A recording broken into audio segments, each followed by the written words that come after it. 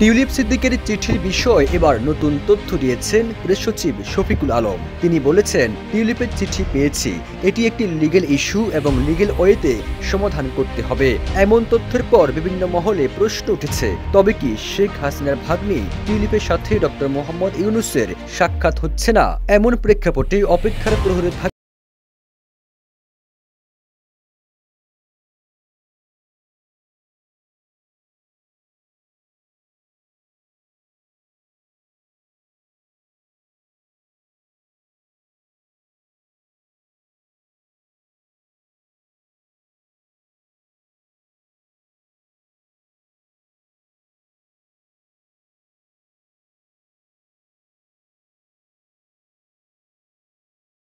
তথ্য জানালেও মঙ্গলবার প্রেস সচিব শফিকুল আলম জানিয়েছেন, তিনি চিঠি পেয়েছেন।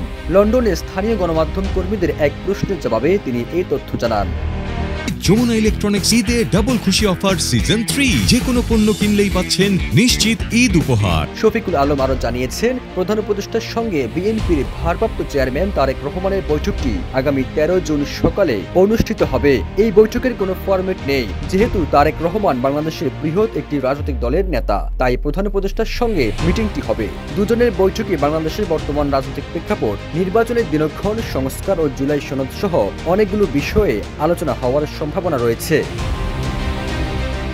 এদিকে টিউলিপ চিঠিতে লিখেছেন, সম্ভাব্য বৈঠক ঢাকা দুর্নীতি দমন কমিশন দ্বারা সৃষ্ট ভুল বোঝাবুঝি দূর করতে সাহায্য করবে। আমার মায়ের বোন শেখ হাসিনার সঙ্গে আমার সম্পর্কের বিষয়টি তুলে ধরতে চাই।